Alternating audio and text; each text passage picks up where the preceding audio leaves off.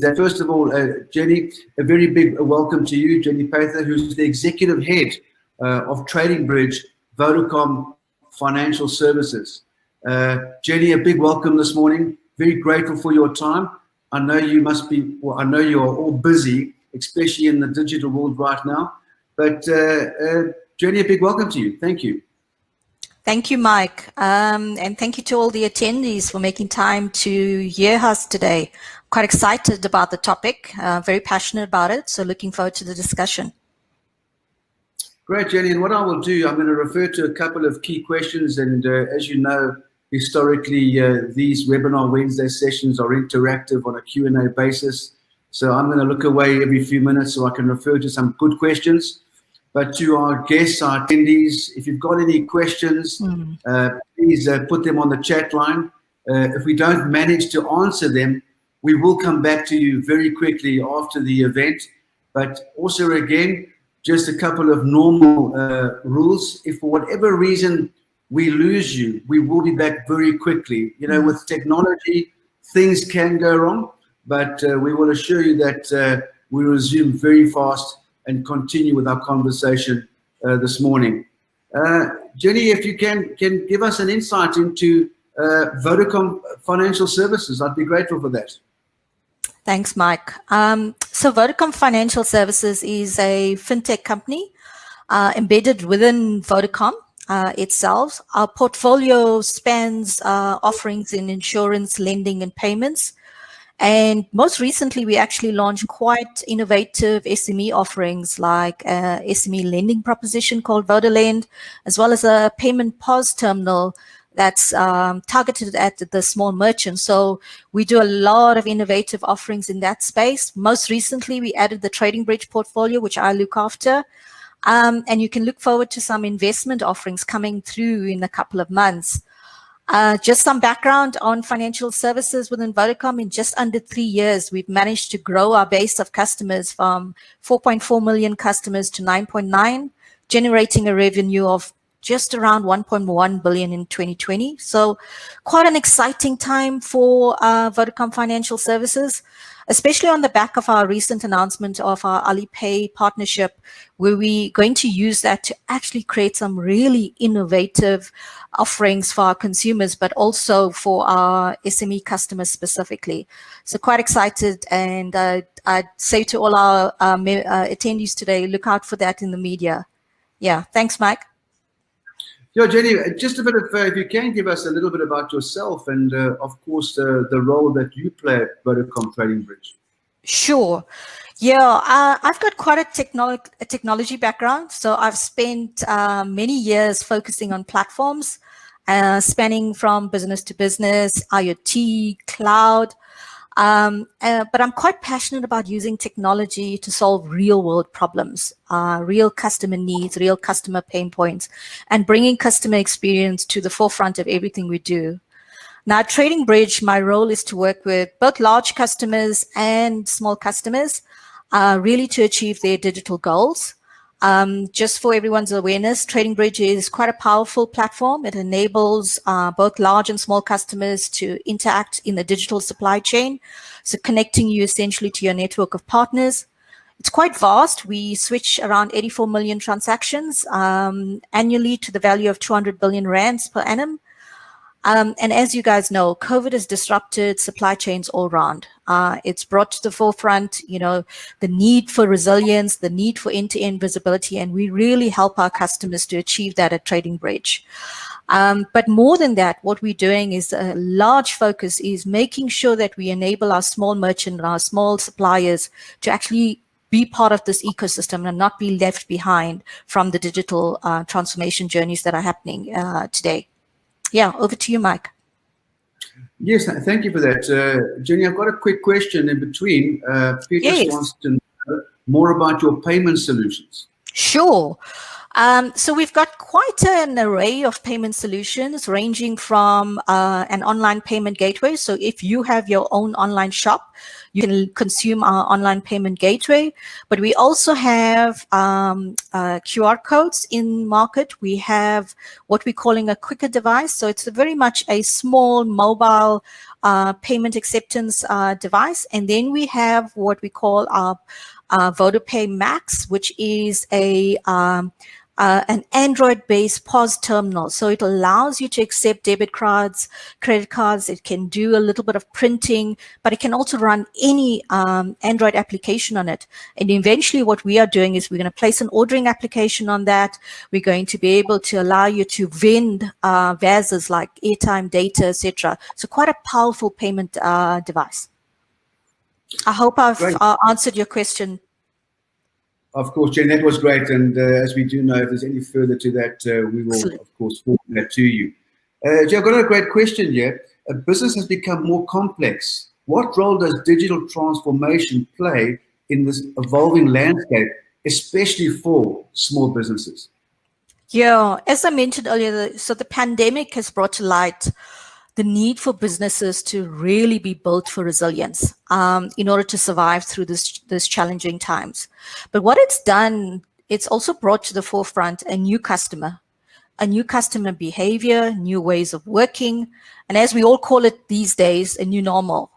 And this is forcing organizations to pivot or be left behind.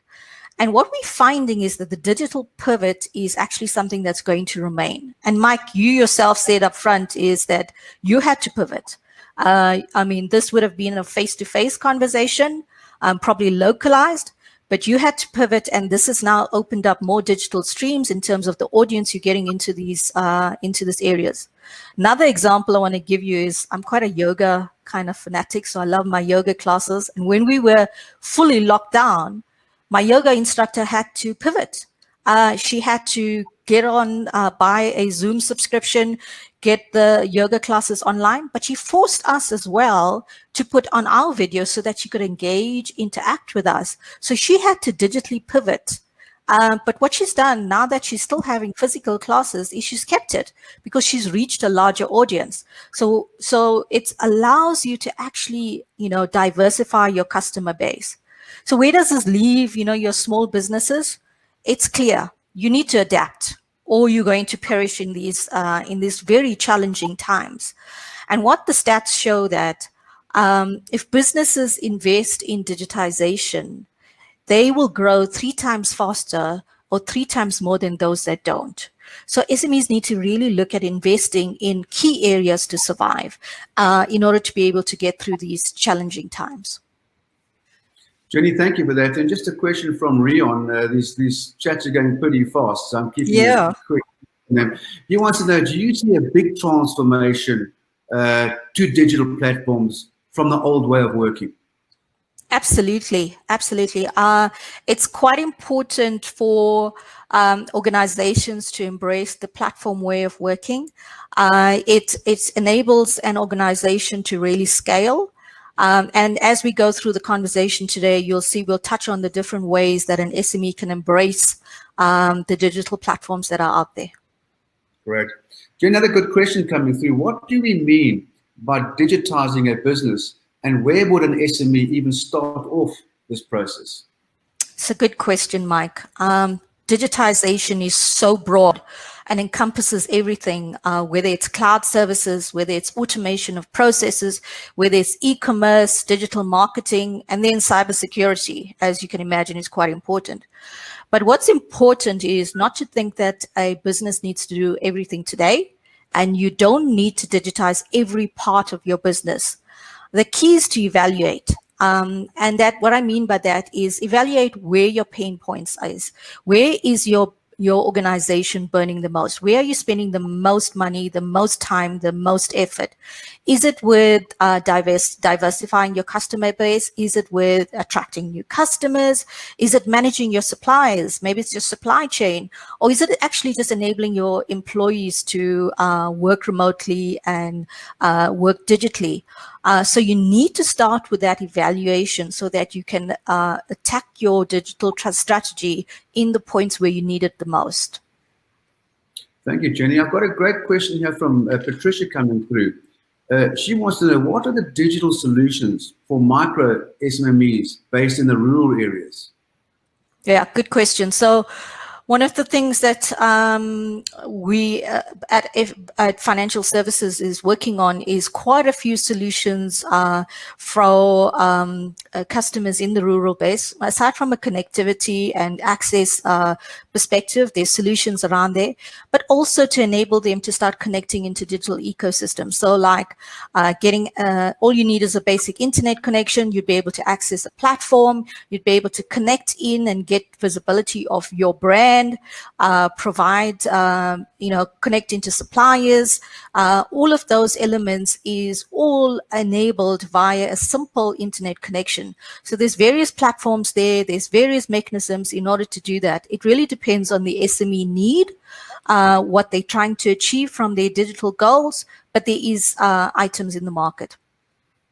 Jenny, just reverting back to a previous question, I just wanted to, of course, talk about Patricia's question there.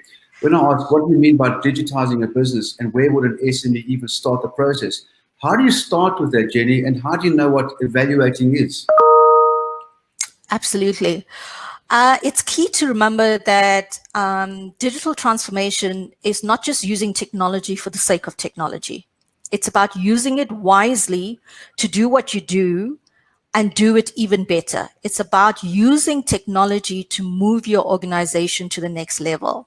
And that's important. There's lots of buzzwords out: fourth industrial revolution, Internet of Things, augmented reality, machine learning, and the list goes on and on. But these are intimidating, it's overwhelming, albeit for a small business not knowing where to start and where do they actually put their focus, where do they put their money. And it's quite an important thing in terms of where they do their investments. So immediate thoughts for an SME: it's too complex, it's too expensive, don't want to do it. But the reality of embracing digital can be as simple as starting to make your organization an information-enabled organization. I'm quite passionate about that, and I think I'm going to touch on that quite a bit in today's discussion. It's important to understand your customers. It's important to understand how you operate your business, but making sure that you enable that with underpinning information. So you need to, if relevant, you can use fancy tech. I mean, if you need to use drones and you need to do that, albeit, I mean, it's fantastic. It'll take you to the next level. But what I'm saying is you need to start with the basics. Start with empowering yourself with information and enabling your business with that so that you make informed decisions. Over to you, Mike. Jenny, why is this all so important right now? So look, businesses have already started to embrace a digital strategy even before these challenging times, even before COVID. I often say what COVID's done is just really thrown gasoline over some of these initiatives that we had. It's forced us to embrace the digital way of working, and it's happened in weeks, months, instead of previously thought it would be years. So the digital acceleration of your business model in order to add new revenue streams, digital streams to your business, that's one of the best things that you can do to stay alive now, but also to future-proof your business going forward. But what you need to do is step back and look at what other leaders are doing. What are your competitors doing in the market? And you need to be careful not to want to do it all. A recent survey carried out by TransUnion quite recently, a couple of weeks ago, indicates that 59% of small businesses needed help attracting new customers. So in my opinion, where do you start? You start with your customer. Over to you, Mike. Jenny, what should we be talking to our customer about right now? So often at Trading Bridge, what we often say is that your journey starts with understanding your customer. And what do I mean that? You need to put your customer at the forefront of your transformation journey. Are you speaking to solving a customer need, a customer pain point? And if your product actually addresses this and you do it well, you'll have returning customers. It's important to understand that if you're digitizing a business that has the foundation of a customer need, a customer pain point being resolved, it's far easier than a business that does not do that today. So what am I saying? You essentially need to understand your customer, and you need to understand their wants and their needs. One of the things that stands out for me from a book that I read by Salim Ismail called Exponential Organizations, sometimes called 10X Organizations, Uber is a good example of that, is that he speaks about what we call a massive transformative purpose.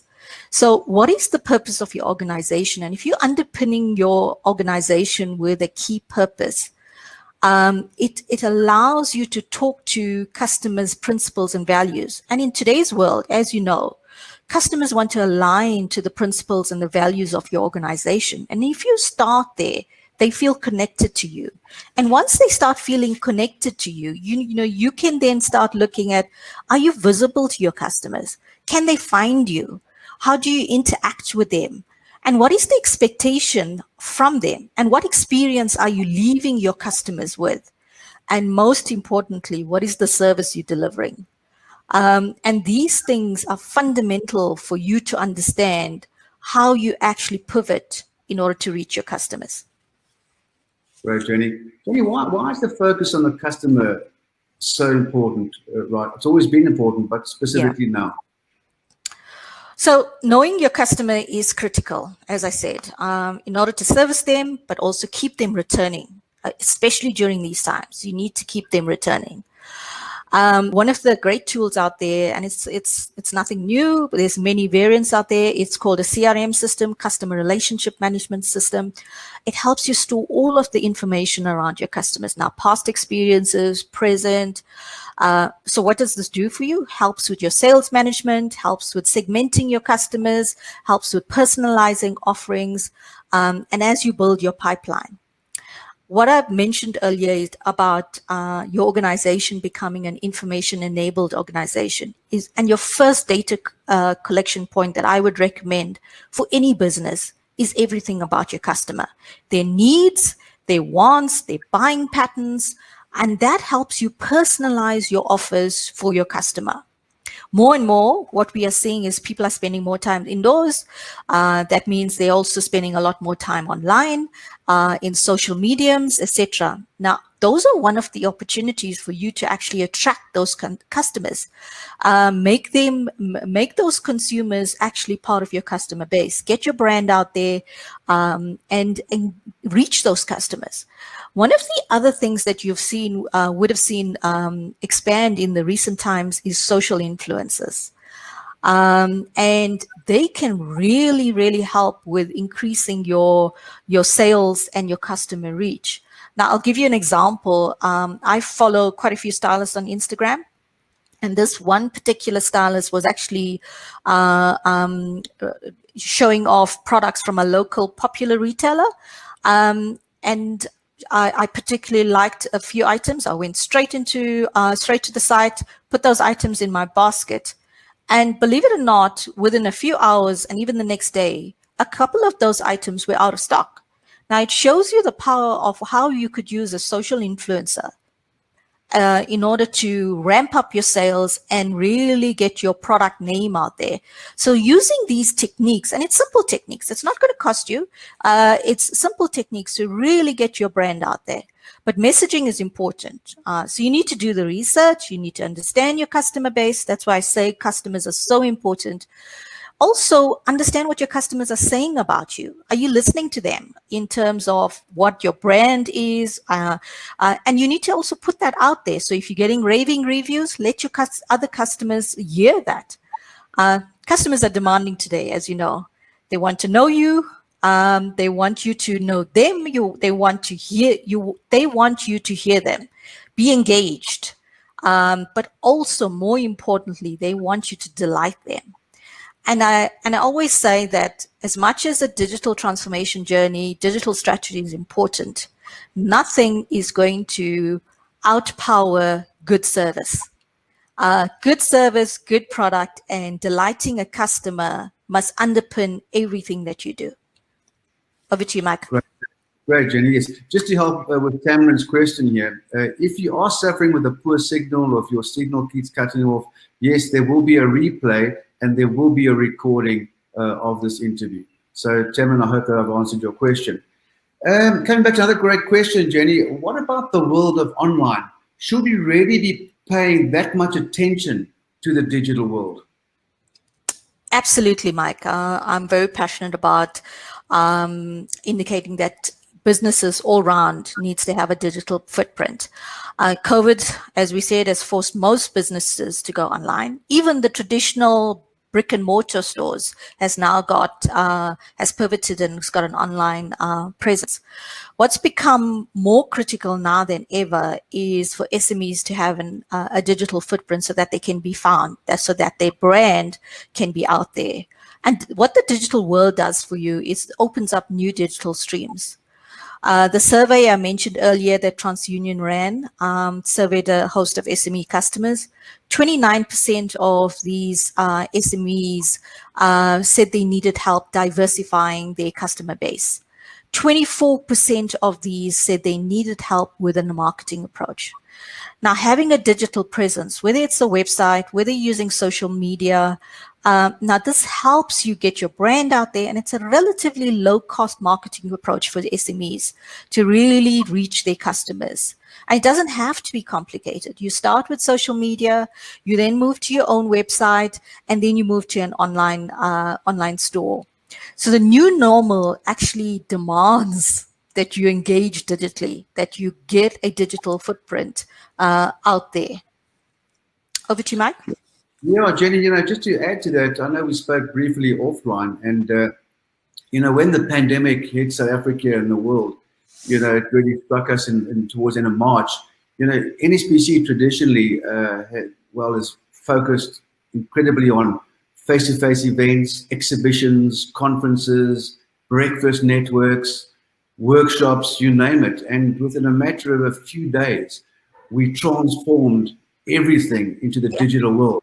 Virtual breakfast forums, and many people say that our virtual networking forums are actually more productive and more positive and giving more return of investment than a traditional one. And the business show, which was the largest event in the world for anyone starting or running a business, went digital within a few days. So, and if you look at that side, you may look at that and say, wow, what an expense. Well, you know what? It was so cost effective. But the outcome is that it's taking us to a new level. Exactly. We will certainly take some aspects back to the old way, but in the whole, we will continue doing what we're doing, and that's the new world we live in. So we are very excited. We've grown because of that. We've embraced the digital world. And me personally, before this pandemic, I'd never done a Zoom meeting or a Teams meeting or anything like that. So from the NSBC side, working with small businesses, if you choose to, I know our next question is coming up, it can be extremely cost effective, but do it step by step and embrace it, because that's the new world. But Jenny, just another question, and to add to that, is that how small businesses can save money on IT infrastructure? Thanks, Mike. So, we said all this technology stuff can be quite intimidating and overwhelming because there's such a vast array out there and being thrown out at SMEs. But when investing in technology, it's important to keep a few pointers in upfront. Firstly, make sure you use cloud services, a true pay-as-you-use services. Now, you're a small business. You have your core functions. You do not have the time to have on-premise IT or a set of IT resources to need to look after this. Use the experts. There's many out there, so you don't have to worry about things like backups, disaster recovery, scalability, cybersecurity. The experts will do that for you. So pay-as-you-use IT managed service is the way to go. It frees up the time for you to focus on your core functions of your organization. The second is, if you're investing in software, make sure that it's mobile enabled. We gone are the days where you need to be forced to work on a laptop. You should be able to access any function or any feature of any software you invest on a mobile device, whether you're doing a video call, whether you need to look at your latest sales, your performance, or whether you need to collaborate with your team on a project. It's important that you enable yourself with mobile solutions that can range between various sets of devices that you may have access to, so that doesn't interrupt in your productivity. But thirdly, one of the important points I want to leave our attendees today with is you need to partner right.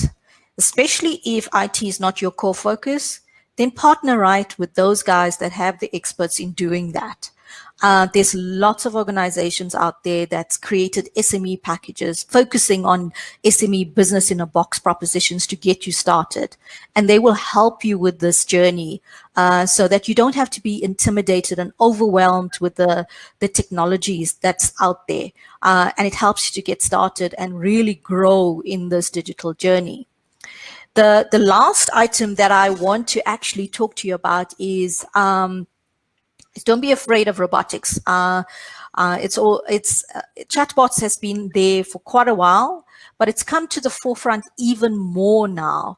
And where I think an SME can really use these robotics processes to automate some of their functions is, a good example is, if you need to respond to customer queries, why not use a chatbot to do that? That removes the need for you to scale your organization when you can automate certain processes so that you can use your resources more effectively in other functions. So it's important that you use these technologies and partner right to get it off the ground quickly. Remember, technology underpins your transformation. So it's important that you invest correctly. You partner right so that your cloud services and your security scales as you scale. So if you grow, you need whatever you invested in to grow with you. Over to you, Mike. Great, Jenny. Yes. Jenny, what role do your employees play in this new world, since you're talking about removing the human and replacing them with AI? So employees, it's quite an important, cog in the entire digitization journey. They're your biggest asset, right? And they're your key source of ideas, and they're going to help reshape your business. So as a leader of a small business, you need to make sure that you're engaging your employees correctly as well. So you need to make sure that they're digitally aware, digitally educated, and can work remotely and digitally. So firstly, are they able to work successfully remotely? How are you enabling them on this journey? And how are you collaborating as a team in terms of getting things done on a daily basis? So there's several SME tools.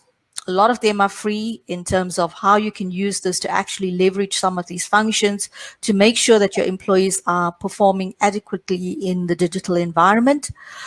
But also consider using some of the free courses that's out there, free training to digitally educate your employees. It's quite important, especially from a cybersecurity perspective, especially from, understanding what this new normal, the new ways of working. It's important to embrace this and make sure that your employees are equipped to deal with this new way of working. I hope that makes sense. Yeah, Jenny, 100% right. The thing is, as we always know, we've got to keep challenging the status quo. We've got to learn new things. We've got to try new things. We've got to do new things. We've got to be calm and remain positive and come out of this stronger, because there's another world coming. And the digital world is that world. And of course, we know that many SMEs have embraced it quickly. But like you say, partner with the right people, partner with the right organizations.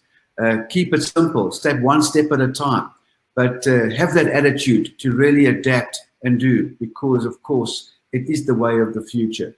But just before I come to the final comment, which you can allude to, Jenny, is that if our attendees have got any questions, once Jenny's finished with the next point, please post them and we will do our best to answer them. So Jenny, this is your statement, of course. Digitization is a journey, not a destination.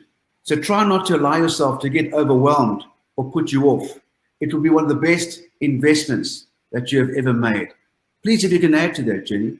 Yes, Mike, an item that I've left to the last is around big data.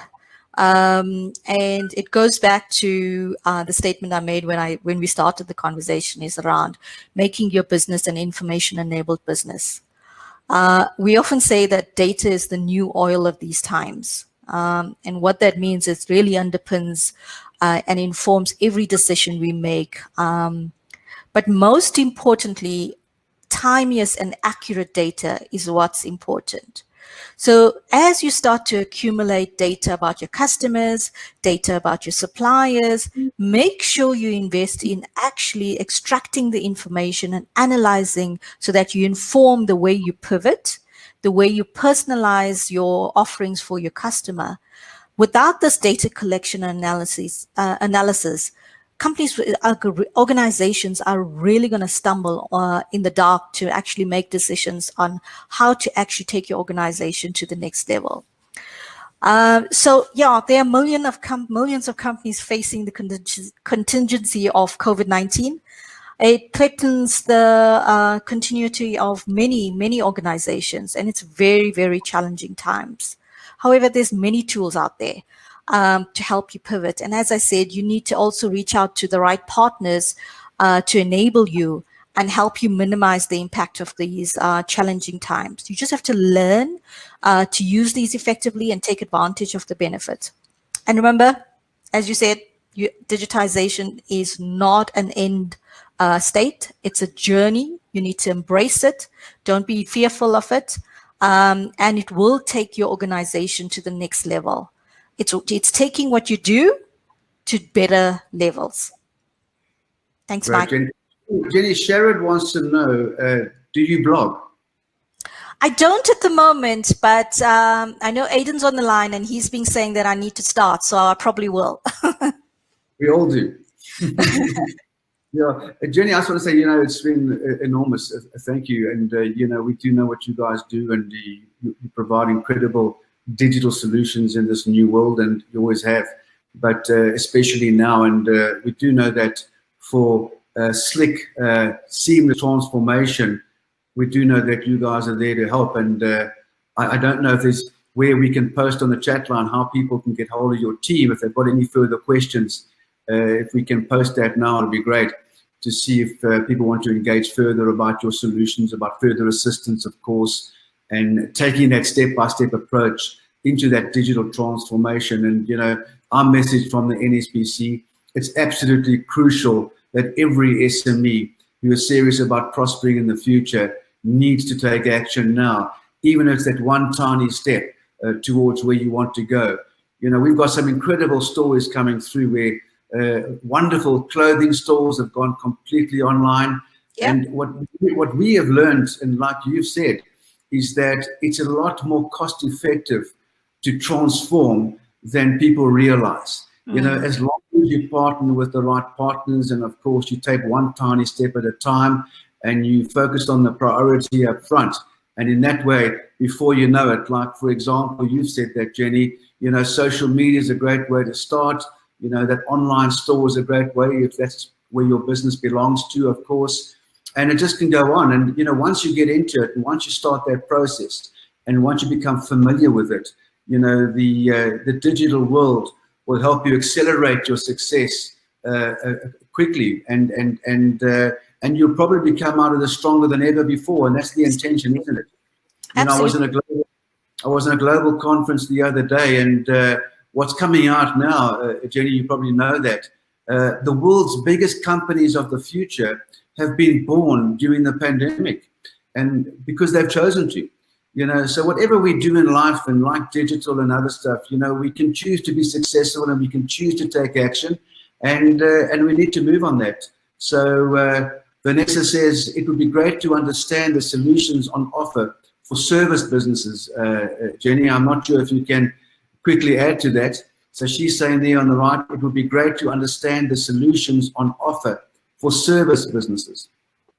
So I think from a digitization Obviously, I would need to understand what kind of services Vanessa is referring to, but I would think the principles is still the same. It's about understanding the customers that you're addressing from a service perspective, getting that message clear to your customers, understanding the base of customers. How do you personalize your offering to them? How do you reach them? How do they engage you? The consumer of the future is quite a demanding consumer, whether they're purchasing a dress of an online shop or whether they're consuming an actual service from you. The principles are the same. So I would say there isn't a difference whether you're actually selling a physical product or a service. You should apply the same principles to your digital journey. Mm-hmm. Jenny, thank you for that. I had a question earlier. You probably need more information though. The question was, is there a monthly subscription fee to the e-commerce website payment gateway? I'm not sure if you can add on to that, but that was kind of the question we got. So I would suggest that the individual reaches out to us. I'm sure Aiden has posted our contact details, but typically that there would be a transaction fee, but we're quite innovative in our offerings and we are quite targeted at SMEs. So it's quite appealing rates. Great. Jenny, a closing message? Yeah, a digital journey is future-proofing your organization, so embrace it. As I said up front, don't use technology just for the sake of technology. Make sure that your digital goals is aiming at transforming your business to take it to the next level, and it will future-proof you for the next pandemic. It was a fantastic discussion. Thanks for everyone for making the time to hear us. Quite passionate about this and happy for people to reach out if they want to discuss any item further. So Jenny Pather, the executive head, of course, of Trading Bridge, Vodacom Financial Services. We're very grateful. The insights were invaluable. And I know that you've paved the way for enormous digitization in the SME world. And we thank you for that. And we are certainly look forward to engaging again in due course. And to our attendees,